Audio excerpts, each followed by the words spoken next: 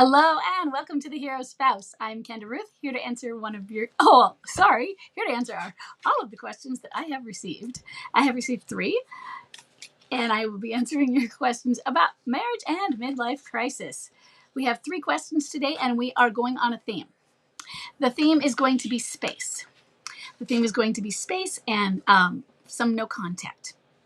So the other thing that I have done is I have rearranged the questions from the order that I received them. I also rearranged those questions when I sent out the reminder email. So they were already rearranged in that. I did that just before sending that out. So in other words, the question that I received first is actually the last one. And I did that because I think that's the one I want to spend a little bit more time on. So I saved it to go over last because I think I can give myself more time that way. Okay. So we're going live in 3 places. We're going live on YouTube. We're going live in a private Facebook group. So hi, everybody that's there. And we are going live on in a public Facebook group. If you're in the private group and you ask any questions, your questions are private. No one in the other groups can see them, so you are safe. And that is the main reason I am telling you all of that. And my membership for Forward Moving Spouses closes tonight. It opens approximately every week. Every week. It opens approximately every 8 weeks. And that means that we give people who are in it time to go through the Detach and Thrive program, which is also embedded in the program. And then it opens again. So it closes tonight at 9 o'clock Pacific, which is about 10 hours away. I am going to paste a link into the Facebook groups in just a moment. So let me grab that link and then we will get started. And that way I can refresh and make sure everything is coming through okay. Good, looks like we're doing it. Okay.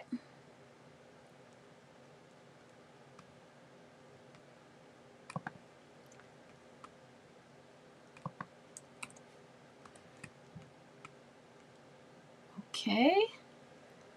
And that one came through. Good. And here's to the private group. Just a moment. Let this come through.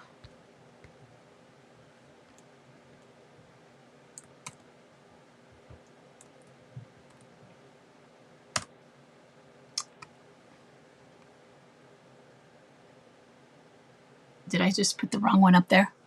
I put the wrong one up there. Okay, hold on. That one is, I put a link that I'm also going to be referencing later on. So hold on. That's going to be, those are 2 links that are going to be really important for some of the things we're going to be talking about. So I actually did consider that I wanted those up front. So pay attention to those links as well. And I will get this other link up here for Stand Up and Thrive if anyone is interested. And feel free to ask questions about Stand Up and Thrive as we're going in here if you want, or anything else if we need to. Okay, so let's get started on our 3 questions. So number 1, we have an anonymous female left behind and forward moving spouse. She has a bomb drop of December 15th, 2023 and a date of marriage of 2018. She has a clinging boomerang who is a high energy replayer. She says, my ex moved out and he only brought 1 bag with him. That's not uncommon. A couple of months after bomb drop. So a couple of months after, so probably a few months into 2024. So a little over a year ago. We started reconnecting after he moved out. Not uncommon again. He was cake eating for months before the alienator showed up at our home and confronted me. I love that alienator. Oh yeah, I love affairs downs. Separation messages picked up after this happened, but I now know this was all her. Yeah. In January, I had appointments booked with the bank and the lawyer, and I started to pressure him so that we could move forward. He messaged me saying that he loves me and I am his best friend. He messed up so badly. We've hung out several times since. He told me he's scared he won't go back to who he was before. Yeah, he's I get that. I get that. He's afraid of who he saw that he is, and that he thought he was somebody else. He thought, I was a good person. And he is a good person. We are all that, and then we all have the potential for behaviors that aren't good, don't we? So.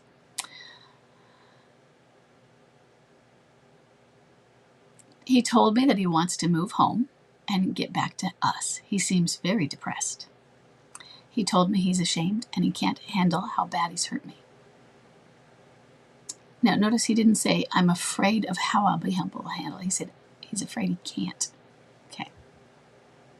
He was very consistent with the communication. Now, was. And now, he's gone silent for a few days. Notice you're only saying a few days. Okay. When he's done this in the past, it's because he's picked things up with her. Yes. Should I leave him be or check to see if he's okay? I don't want to enable cake eating. Yeah, you should absolutely leave him be. Remember, our theme is space. So those 2 links that I gave you in the beginning, those are for, and we're especially, I really want to hone in on number 3. Those are for marriage builders. One of them is to a description about Plan A and Plan B on marriage builders. Yes, marriage builders. We often talk about marriage helpers in here, so I want you to understand I'm not talking about marriage helpers, Dr. Joe Beam, who is awesome, but this is marriage builders. Marriage builder is Dr. Willard Harley. And marriage builders has Plan A and Plan B, which we'll talk about some of the similarities I have and go over some things that I've talked about. He has Plan A, Plan B, and you're going to have a description. I think the first link is the description of Plan A and Plan B, and the second one gives a how to Plan B correctly, and it is a forum post. So just look over that, but also he goes over in this book, Surviving the Affair. Let me get it properly done. Surviving the Affair, page, I believe it said 75 to 83. Plan A starts on 75, and so he'll outline Plan A and Plan B in this book. This is an old book, okay? So before texting and things like that, the date of third printing, it says 1998, third printing 2000. So it didn't even reference things like texting. He talked about email. So some of the things in the second link I gave you had updated talking about texting in the forum post. But it is still good information, okay? You want to give space. So this is, I can answer it with an absolute. You leave him be. You have said that you have a clinging boomerang. We don't really have to worry very much about a clinging boomerang, but you are in a phase where you want him to make a decision. And he already initiates contact. Clinging boomerangs initiate contact. You don't need to worry about it. And if you're going to learn about Plan B, Chuck is upstairs, so I'm going to turn this off. If you're going to learn about Plan B has some very specific components which you can look at. One of the components of Plan B, and Plan B begins, I believe, after a move out of the house. And so you might already have been at, but you had been on a reconnection, and then you might be going back to. So you might be suppose you were reinstating a Plan B. Plan B comes with a letter that the betrayed spouse, and surviving the affair is not about midlife crisis. So there would be great differences in some of the things. So, for instance, he talks about how affairs rarely last 2 years, but he gives that time, that kind of timeline because they can. MLC affairs, they last 2 years. It is not rare. So there are a lot of things that he says rare. MLC, common. So, understand that if you check out this book, but it is very good. But we're going to give space, and he has the person writing a letter, which outlines how this is going to be done. Now, the equivalent of what I have done is I have no contact levels. I have no contact that you do at another time, which is called a limited time period no contact. We're not applying that now. You can look that up at another time. No contact for this, which is pretty much equivalent to his plan B, is an exit clause no contact. The exit clause no contact is you're being an inappropriate spouse. For as long as you're being an inappropriate spouse, you are not allowed to have contact with me. You're not. So, and what I did when I set this with Chuck is he was at home, and as the energy ramped up, he was preparing to leave. I could tell he was mocking and taunting, and he was saying, "Oh, I'm going to be leaving. Are you afraid I'm going to leave? Aren't you worried I'm going to leave?" And he was starting to bring the alienator in. And this is what would happen when you could tell he was going to leave at other times. So I knew the patterns. And so I was, throughout all of this, embedding in him the rule. When you leave the next time, you are not allowed to come home for 12 months. You are not allowed to have contact with me. So when he left, first thing that he knew, I wasn't done with our marriage. Notice I didn't say, you're done for good, you can't ever come home again. I said, this is a 12-month. It also didn't mean you can just come home after 12 months no matter what. But you are not allowed to come home for 12 months. And that meant even if you change your mind, there still has to be this long period. If you walk out that door and you change your mind 2 weeks later, you're not allowed to come home for 12 months. It doesn't matter that, oh, I'm so sorry. Too bad, buddy. So he knew this going in because I had repeated it with the utmost clarity. And honestly, I didn't get a confusion on that from him. The next part of it was no contact. And Dr. Harley lays out an extreme level of no contact. What he does, if you have children, he says there's no way around it. Sometimes we can't get a way around it, but he says you need absolutely, if you have children, you need to have an intermediary. You need to have an intermediary for communications. So emails even, I think he even has emails going through an intermediator. And the intermediator can make sure those emails are okay, because if your spouse sent an inappropriate one, they might not pass it on to you. They would send it back or something like that.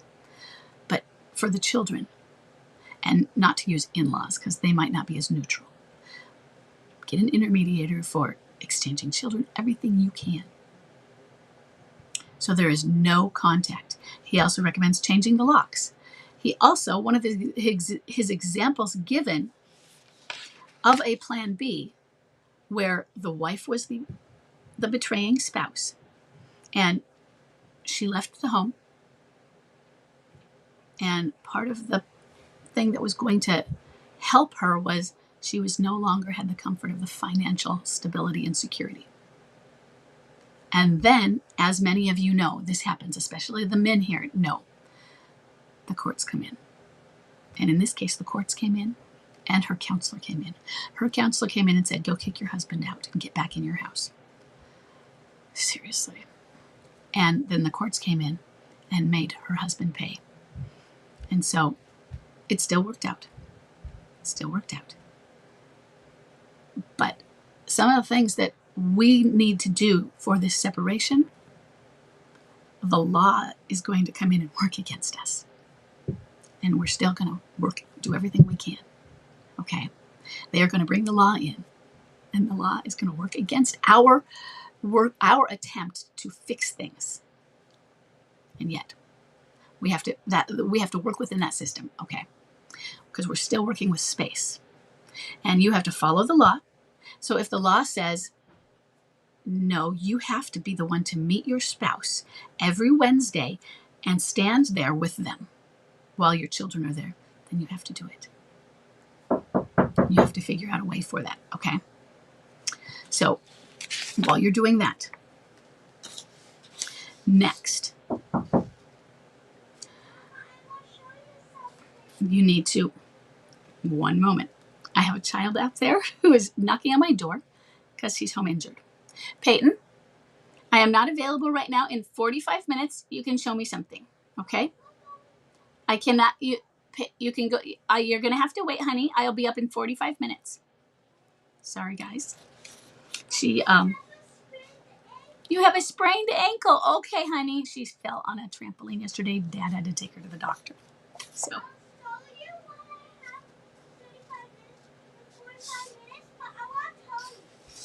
Okay, honey. She has a boot.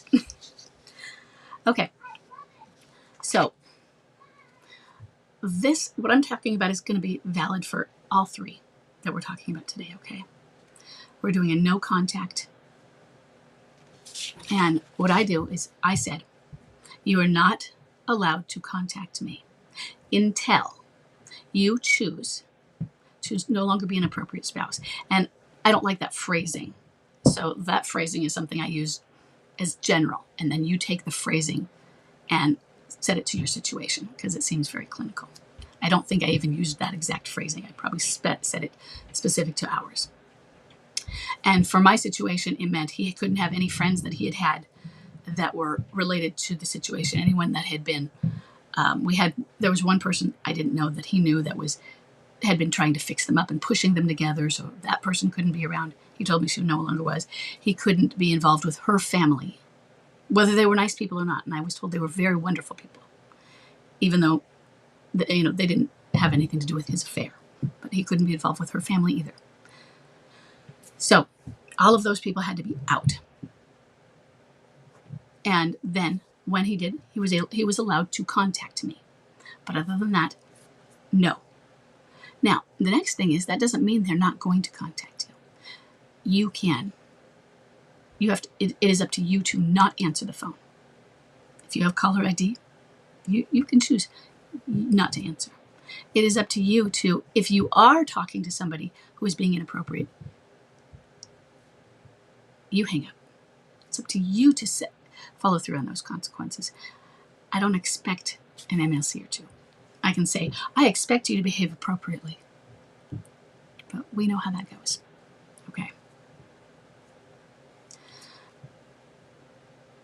So, the next one, you're going to put out those things, and then you are going to follow through with the losses. I locked the doors. You might be told, you can't lock me out of my house. You might be the one that has to leave your house. Sorry. That's going to happen sometimes. And it is more likely to happen with the men in the group than it is with the women. Do what you can, even when the situation goes against you. Okay? But for our current one, right now, you have a clinging boomerang, and he is going to come and contact you again. Your situation is not as old as it feels like it is. It is not even at 2 years. You're at around 18 months with a bomb drop of December 2023. He is somebody who goes back and forth. He cycles between you and her. She is an affair down. That is fabulous for you. Fabulous. I had an affair down. You have seen what she can do. She is inserting herself in. Separation messages picked up after this happened, but you know that it was her doing it. Love it. Love it. That should give you this feeling of confidence and relief. Now that you know you've gotten to her. She is trying to get to you, but it's her, not him. Okay? And she's most likely using emotional blackmail on him. So when you see things coming from him and his emotions, she is doing it to him. Not that that's a good sign. It's showing his weaknesses. But that is what a person is doing. She is trying to tell him, you are so horrible for what you're doing to me. Or you owe me. You should feel so guilty. And it is weighing on him. Or, look what your wife is doing to you. What a horrible person. Why can't you just get through that? Or you have gotten through all these steps to divorce. You're just stuck right on this one. And that's what Mary did. She would outline. You've gotten through it. I see all these steps you've gotten through. You're just stuck right here. Or it is so sad and too bad that no one in your family recognizes the horrible marriage you were in. She's going to be doing that because she's already done some of that, just by that separation messages that she's tried to do. She's pretending to be him. Great. You have an affair down. He has a toxic relationship. It is not going to work out. And you are going to be working on yourself. You're detaching. You are working on healing. You are setting boundaries.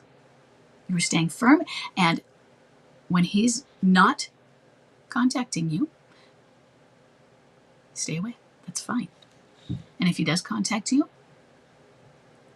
you check on that.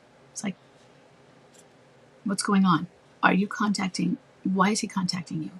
Is he contacting you because it is over? Because clinging boomerangs are going to contact you constantly. Each constantly is relative.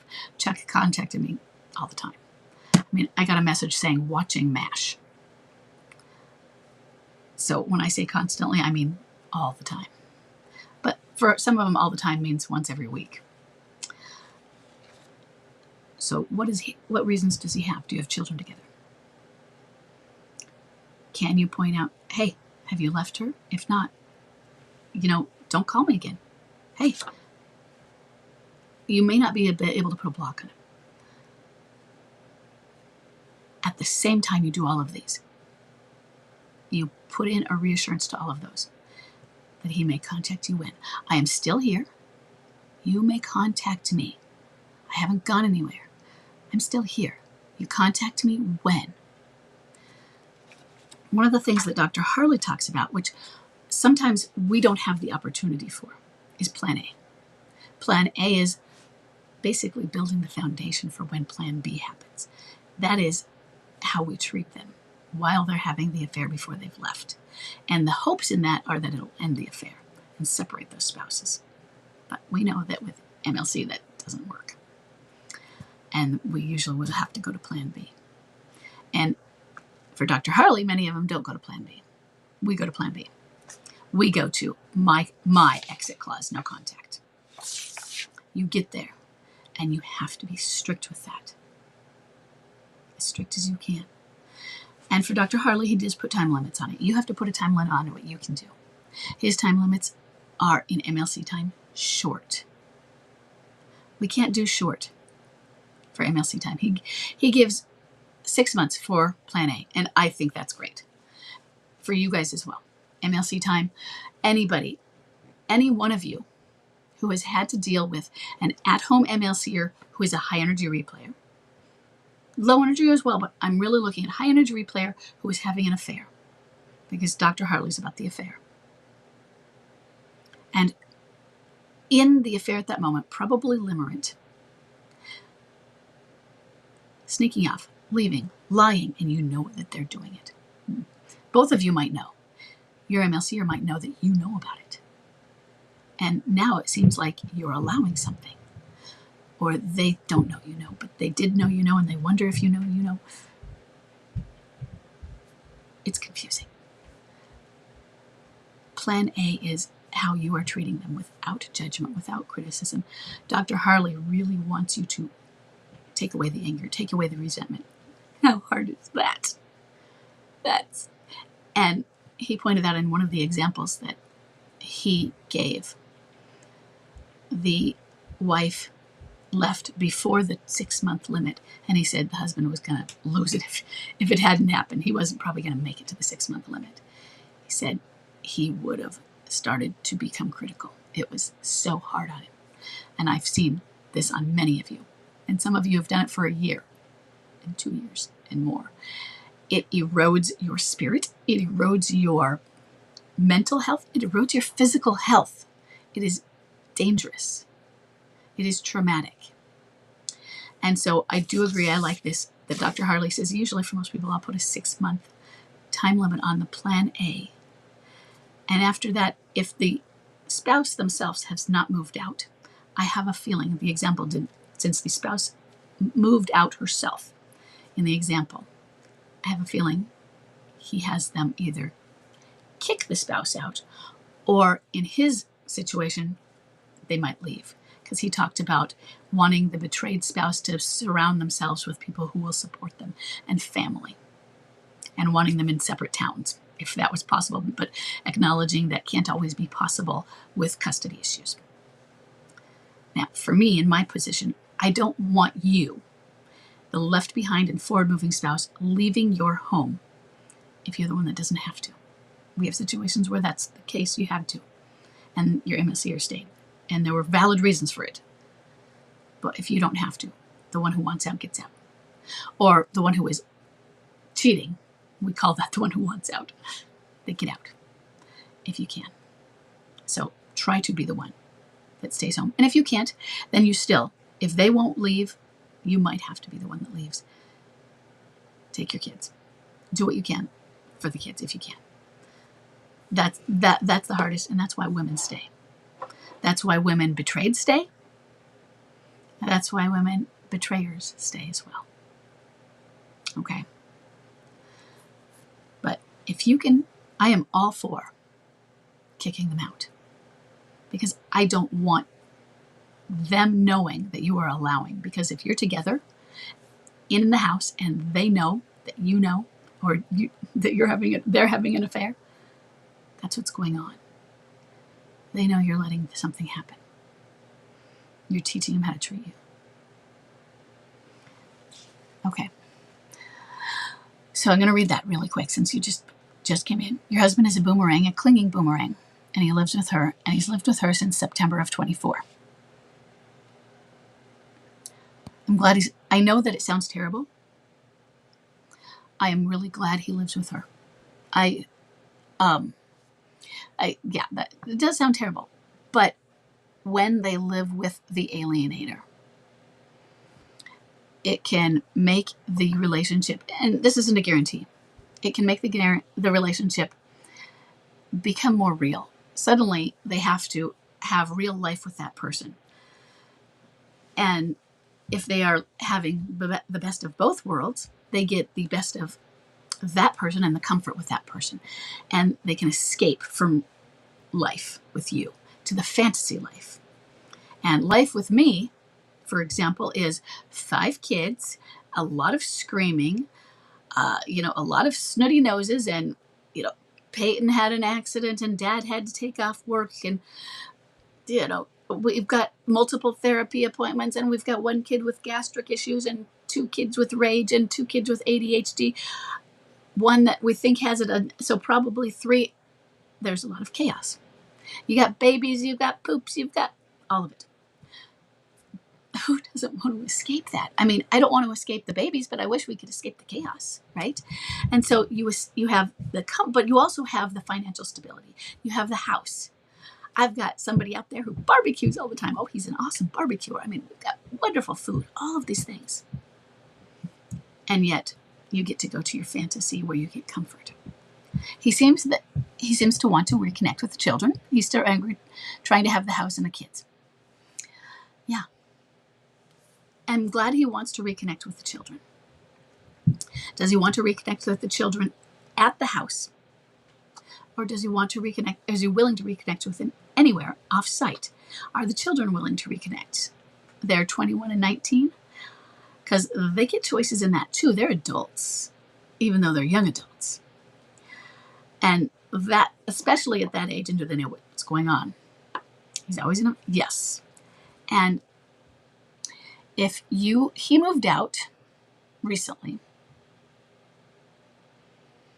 He is bombed up. I'm going to assume bomb up was also relatively recent, since you said September of last year was when he moved out. It's early. So he is in the early stages of being a victim also. And that part really sucks for you, okay? And this is what's got to be really hard, is you need to work on your healing. Focus the most on your healing. Okay? But all the other stuff, your detachment is, you're going to focus on your healing, and you're going to get so well healed that you are able to not need a fix from him. And then when he does come in around you, it's going to pull at you. And it's going to feel like you're less detached. And it's going to be hard again. And I want you to work really hard on that, setting the boundary. And you have to do a balance of being kind, being empathetic, but also, wait a second, I just leaned too far over under the empathy so that I was a little bit doormatish. Oh, poor baby. And you want to be really careful because he will love that. He'll love it. Is he an acceptance? No. He is absolutely not an acceptance. Not if he moved that recently and if bomb drop was close to that time. Midlife crisis lasts, I'm sorry if you haven't read it, because this is the bad news for you. Midlife crisis lasts 3 to upwards of 7 years. And if your bomb drop was September and he didn't move, and he moved near that period, and he moved, or I'm sorry, if he moved out in September and his bomb drop was near that period, he isn't even 1 year out of bomb drop. 3 to upwards of 7 years. He's a baby. He's a baby in the MSE world right now. He always asks me things left in the house. So he wants to get things out of the house. And he can come and get them, or you can pack things and leave them out. You know, do you need to make an agreement on what is taken? And there can be things that you say no to as well. You need to figure out what that is. Do you feel that you want to have an intermediary at this point also?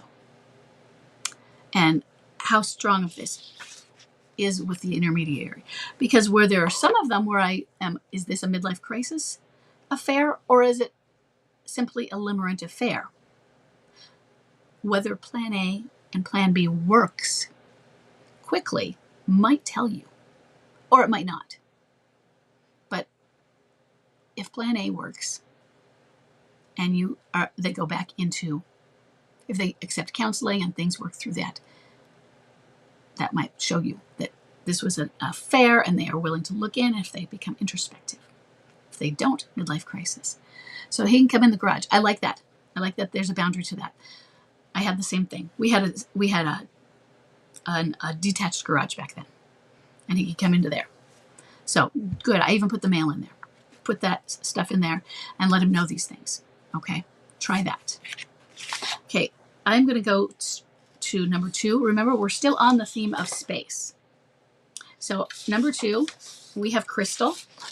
Crystal has a bomb drop of May 6th, 2024. She has a date of marriage of 2010. She has a boomerang. And again, we could be clinging. And a high energy read player. So Crystal says that her husband moved out 6 weeks after bomb drop. So again, this is a similarity as soon after bomb drop. But in this case, he immediately introduced the kids to his long-distance alienator, who he called his soulmate and BFF. Then the monstering began.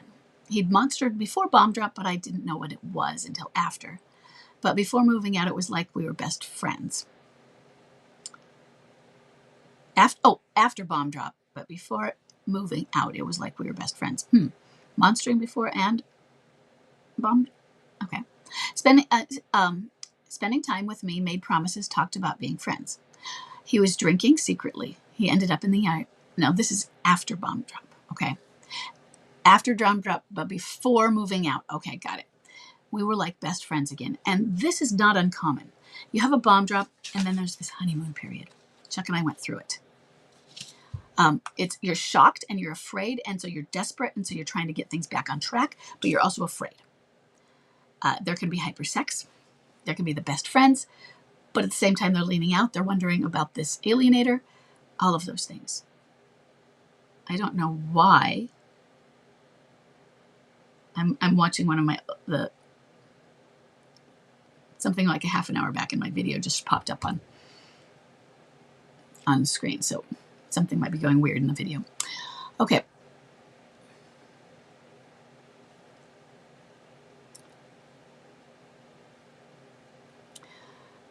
He spent time with her, made me promises, talked about being friends. That he was drinking secretly, not uncommon.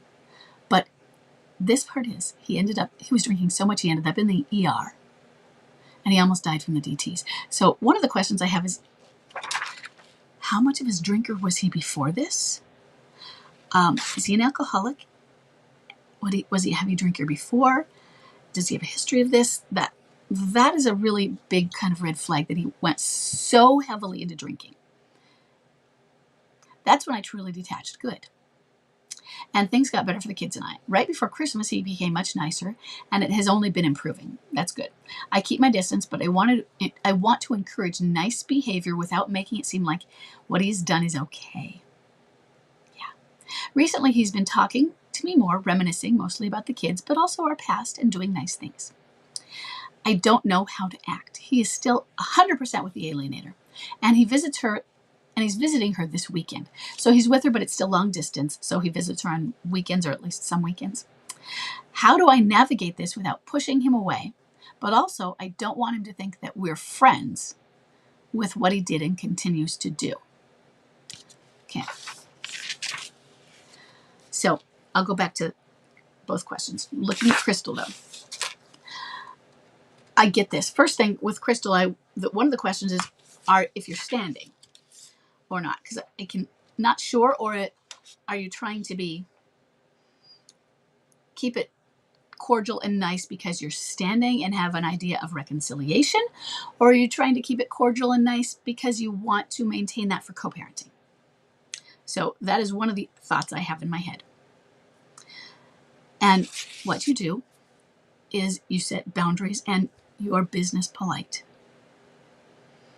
You're always as business polite as you can. If you want to restore the marriage, you can consider Dr. Harley's plan.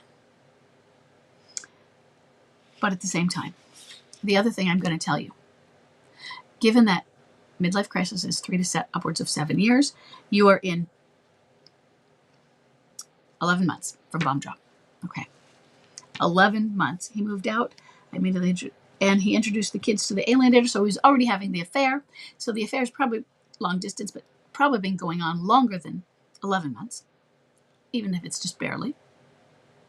And it might not have been physical because it's long distance at that point, but we don't know, or you might. But you are early in this too.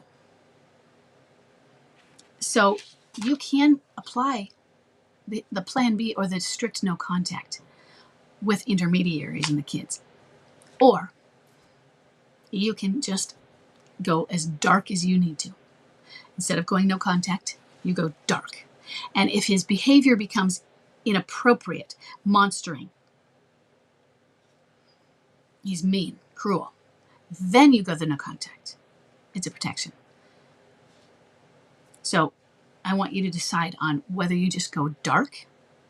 And when you do children exchanges, what you're doing is you're business polite. And you can tell him, if he asks you, he can say, why are you like this? And one thing I want, if you are in for reconciliation, he needs to know it. And if he says, well, why would you? That's kind of odd. You're just being so aloof. You're being cold. You're being distant. Why would I ever want to reconcile with you? And you can say, yeah, you know what? I get that. And notice the empathy. You root your voice in empathy. You go soft. I understand. But here's the thing. You're betraying me. No, it's still betrayal even though you moved out. What you're doing now is a betrayal. And it's not appropriate. In fact, it's really disgusting, and it still hurts. It hurts every moment. And that's not something friends do. And I'm not going to be friends with that person.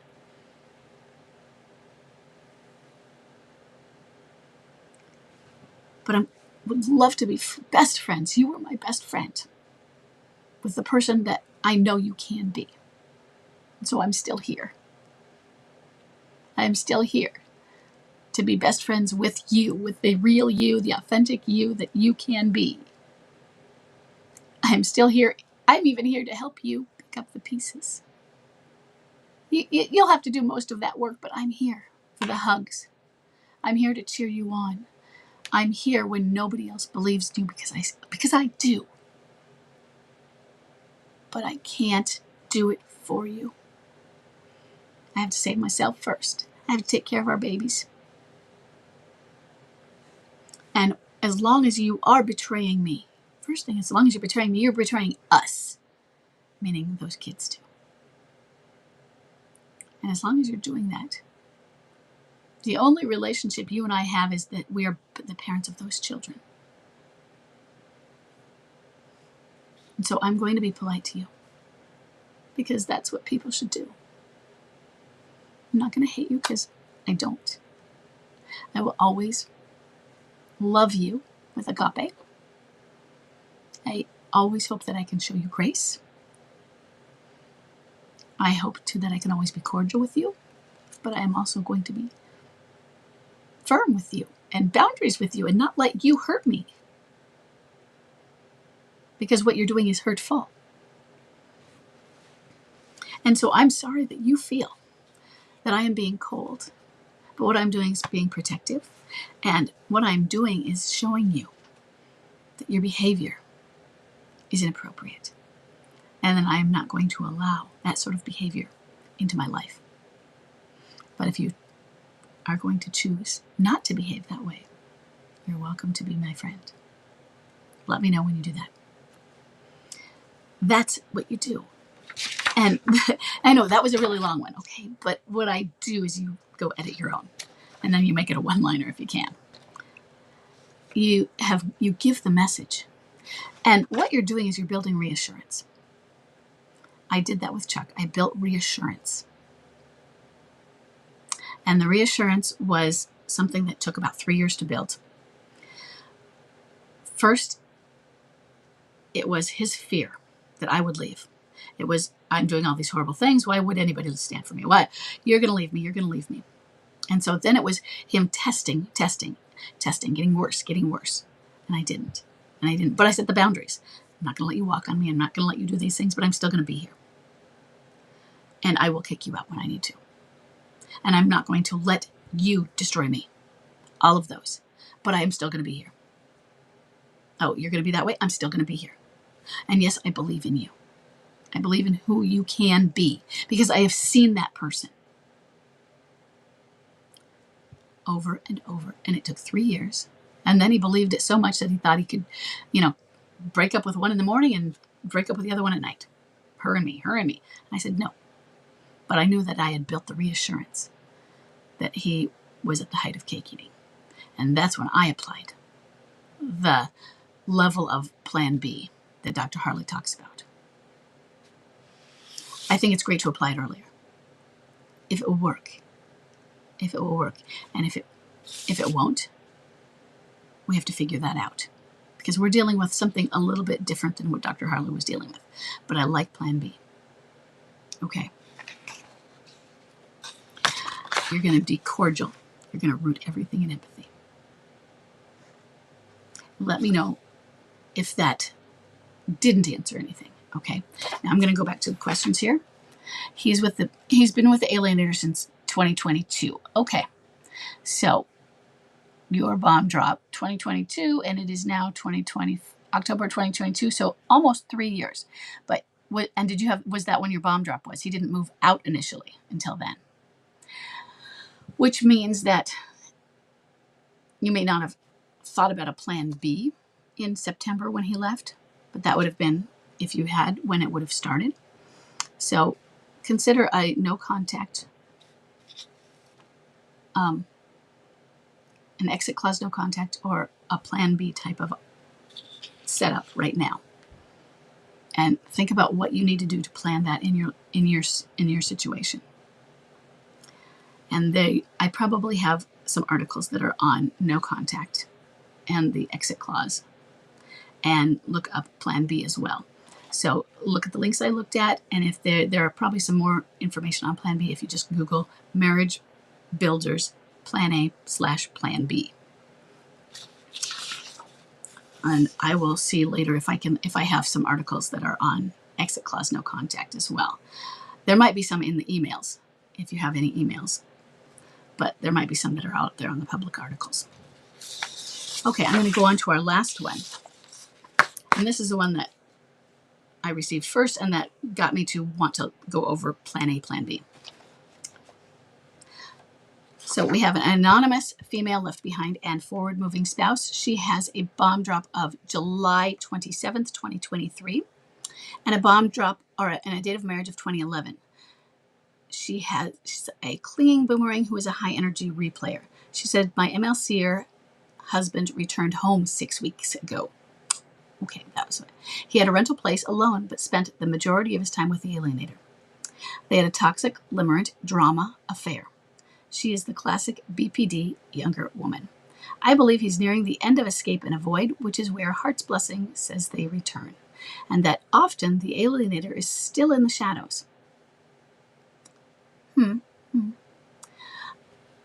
Heart's Blessing often says they don't have an alienator after that period. But I haven't noticed that her saying, and she might say this, but I wouldn't necessarily go in agreement. In fact, I would absolutely go in disagreement with this. They don't return near the end of escape and avoid. Absolutely not, because they haven't gone into liminality yet. They have not gone into the psychic breakdown yet. Escape and avoid, what they are escaping and avoiding is the psychic breakdown, which is liminality. They haven't got into depression. So, and the other piece is a return is not the same as moving home. A return is, hey, he's back. They're solid. Or I had one who moved home 8 times. I knew this wasn't a solid return. Hey, your husband's not home yet, in a sense of like he's not really, he's backwards, but he's not really solidly there. And I knew that. So if she's saying, she had an at-home MLCer. He was a long-distance truck driver, so he wasn't always home, but he didn't move out. But no, they don't return at the end of escape and avoid if they're returners. Okay. So I do feel we're on track following the textbook of this crisis. I'm doing great, living my life, not pestering him, and I can see he's relaxing and finding comfort in small moments of connection together. Our kids have been a huge source of his drive, and he became less selfish and a better father during this crisis. I still see him cycle every 3 weeks to the more childish version of himself as he withdraws and takes more space. I like that you are aware of that pattern, that he's a 3-weeker. True reconciliation is still a ways off, yes. Now, do you know what a ways off means in that? Okay. But I am finding comfort in this in-between and hope for the future. What advice do you have for this time with my MLC husband? Well, one of the pieces that is I don't want you to think that he is, since true reconciliation is a way off, I don't want you to think that this move home is going to take. I don't want you to think it's not. But I don't want you to stick to it that he's going to stay at home. Especially since he withdraws every 3 weeks. One of those might be one where he doesn't stay. He might leave again. Especially with a BPD. So that's what I want you to be prepared for, is be prepared for greater waves, bigger style of cycling in this. It may or may not happen. And that's what I did with Chuck, is I knew when he came home, sure, I was not letting him come home with the, idea that, yeah, sure, I don't expect he's just going to leave again. I was letting him come home with the hope that he'd stay, but with the acceptance that he might not. This might not be the one. But with the idea that I'm in this for the long haul. And if he leaves again, it's not the end of it. It's not another bomb drop. I'm not going to be devastated again, because this is part of the pattern. And for those listening, it is crazy, and it is not most. Most of them don't come and go like that. And I did not have children at that time.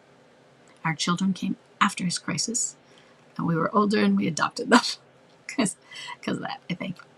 Well, I was infertile probably before, but didn't know it. But it's not as most don't come and go. And I would not advise people to let them come in. You need to be able to handle what you're doing and know that just because he moved home, he's not going to stay. I knew that coming in. I accepted that. And if you can't accept that, and you're going to be more devastated again and again and over again. If you can't handle it, don't do it. Keep them out. And for most people, it really is easier to just, they stay there and you are here. And in our situation, it was always her house. He was always at her house, and he refused a second house. He refused to stay at people's houses. He didn't have his own apartment. If your spouse has their own apartment, grand. You can't always tell when they aren't together. Whereas when he was not at my house, I knew they were together. Even if they were on the outs and not doing well and they were fighting, but he still lived at her house. In other words, even if you're fighting with your spouse, not during MLC where, sometimes people move to separate bedrooms, but in a normal relationship, even people who are fighting share a bed. I knew that he probably slept, even if it was sleeping, slept next to her at night. Whether they're in a good mood or a bad mood. And I just had to accept that. And so, yeah, he came home. He wanted to leave her. And Dr. Harley really says, you need to stop worrying about where he's going to go if you say no. I worried about that constantly. That was my biggest worry. Okay. So that is, what do you do right now? You are in a very difficult time. I am not against him being home. That would make me a big hypocrite, okay? But I want you to understand the challenge that it is. When they come home, our progress, our development, and toward healing and detachment slows down. And there's some regression even because we thought we were more detached. And in some ways, it's not that we thought we were more detached, but when we had that space between us. But now they're here. And now he's cycling. And he can pull you in. And he can emotionally dysregulate you. So you're getting back out of practice on this. But here's the advantage you have right now also. You get to practice. Chuck and I got to practice all that stuff that many of you have this gap. You have separation, big, long separation, and then you get back together. And this is true of those not MLC ones. You have a gap between discovery and recovery. Well, Chuck and I had these years where he was back and forth, and I got to practice a recovery with somebody who was monstering at me or who was just being emotional with me. I got to practice my healing while he was there face to face with me. And it made it easier when he finally did come home and we were in therapy. I didn't have as much to go over in therapy, as much healing, as somebody who hadn't had that direct practice with the challenges that I had to do facing him then. I got to practice being detached with somebody who was next to me, not somebody who was living elsewhere. I got both. And there's an advantage to that if it works for you. And so take advantage of that and say, okay, I'm learning to emotionally regulate myself in real life, in the challenges that I'm going to have to actually face. It's like, I'm doing real surgery instead of surgery virtually. And I want my surgeons to do real surgery, have practiced on something real before they do it on me. So take that as an advantage that you're going through. But also understand there might be some regression and that he might not stay. So what advice do I have for you? I want you to take time for yourself. Go on walks. And when he says, where are you going? Say, you know what? I just needed a break. I needed to go get some fresh air. Can I come with you? Sometimes, sure. That would be great. Sometimes, you know what? I just wanted a little bit of space, and it's okay. I'm fine, hon. Usually Chuck didn't ask to go with me because when he did that, where are you going? He was taking a nap and he was in his babyish mode. He would take a nap and he'd go to bed and he was about the age of 4 when he went to bed for his naps and he wanted to be tucked in. But where are you going? And I'm saying it in the voice that he would use when he would do that. Okay. So the reason I wanted plan A and plan B for you, though, is because of this cycling that he's going through and that he may very well not stay at home. So especially for you, I want you looking at what happens if this doesn't work, or if you recognize she is back and he is seeing her and he's at home. Because your rule here's what I'm going to tell you. And I want you to get this set up. You don't talk to him about it. And then you get it set up first, and then you can have the talk. If you are with her again, you'll have to move out immediately. If I discover that you're with her, and you have it set up, you may need to pack his bags, and just an overnight bag, and put him in his car, and say, okay, you know what, you're gone. And see what you can do to facilitate his getting out that door immediately, as fast as you can. My immediate was 12 hours. He stayed over one night. But he was shocked when he came home the next day, and I escorted him from the back door to the front door. And it was literally that. Walked him through the house because he came in from the garage side and out the front door. I just walked him out. I said, your bags are out there. Goodbye. And the shock on his face was glorious. So that's what I want you to do. The advice is you are cordial with him. Just like with Crystal. You're cordial, you're kind. But you set those boundaries. And when you notice, he starts to have if you find out there's anything going on between the two of them, he's out. Eventually, you need to set up therapy. Right now, he's probably not ready for it, but you can still set it up anyway, because it is it's a litmus test. And I don't want him to feel bad for failing this. I just want you to see it. You say, just go to therapy and see what it does. And you know what? You can go back later if you don't. But you need to go to therapy, because eventually, when I feel we are both ready for this to work, it is going to be a requirement. And it does need to be. I need a therapist who is versed in infidelity recovery, and if they are in midlife crisis, because if it's been that would be grand, but you might not ever get that. I feel that that's kind of a luck of the draw.